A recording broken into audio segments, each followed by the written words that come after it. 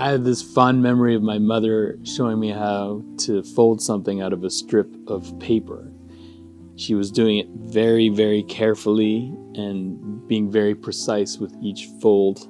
After a couple of minutes of this very precise folding, she showed me what she'd made, which was a hexahedron. And she did this with no glue, no rulers, no tape, nothing, and it was magical. But it was one of those moments where my whole relationship with paper changed, because all of a sudden, oh, you can use paper to create.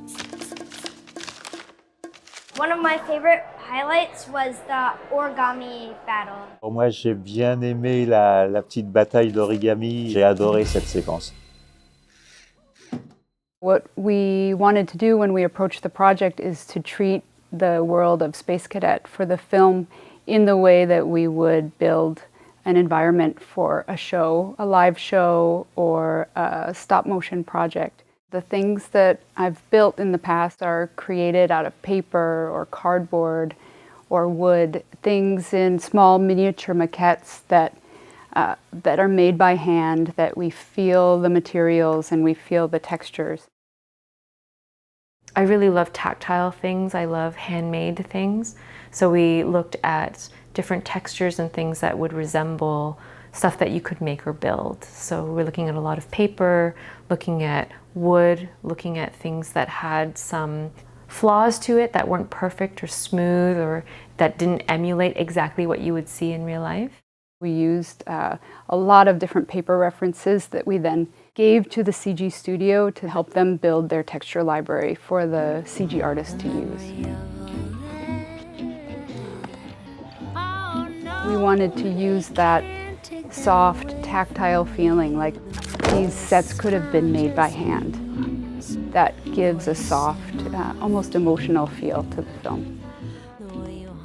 When Lillian and I were working on creating the space for the story, we wanted to keep things simple in the frame, almost like a theatrical piece, set design for theater, where we're focusing on the action. We wanted to try to keep the frame simple and give space to the story.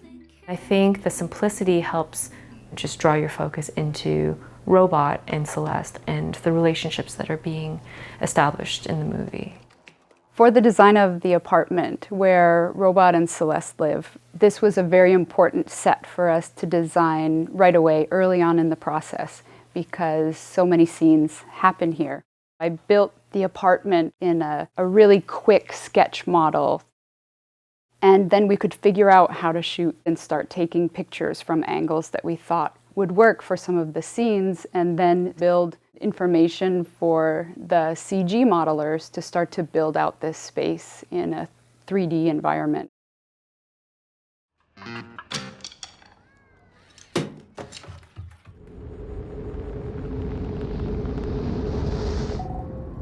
And then the spaceship, so you can see the design is still in reference to the original graphic novel, but because so much happens in here, we had to make sure the space could really work. We were trying to figure out how to make the spaceship work for Celeste to have this space to work in this very small spaceship. And we found the easiest way to do that was to put together this really quick maquette of the spaceship and then figure out then how to shoot it and how to use that to help us complete the design of the space.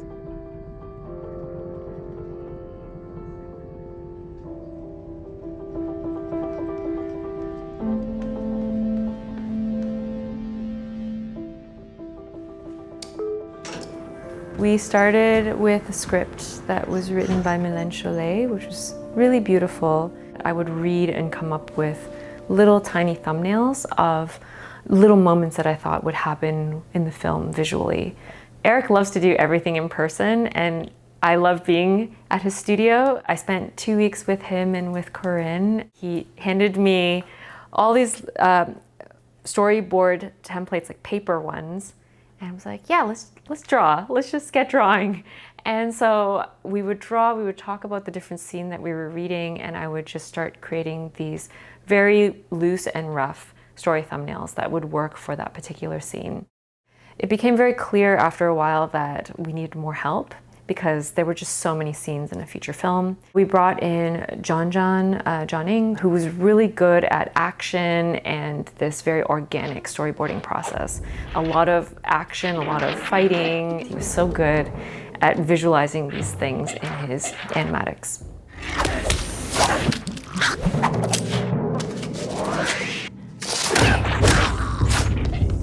We also worked with Howie Shaw, who has this very thoughtful process when it comes to thinking about story and larger themes in the plot. It helped us lay out the primary storyline. At that point, we knew we needed even more help, and so we reached out to Seneca Film Institute, which is the school where I teach, and I pulled in a very small story crew to work with Corinne, Eric, and I on the more detailed storyboards.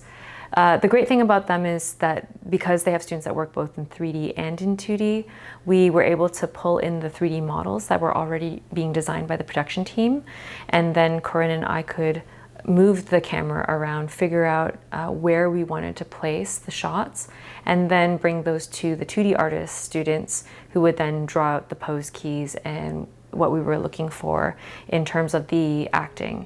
We were able to lock down an animatic that was ready for production.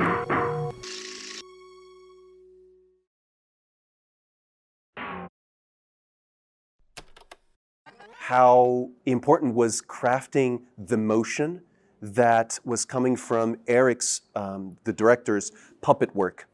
He was very, very adamant on conveying the imperfections and nuance of his puppetry and translating it into a CG style.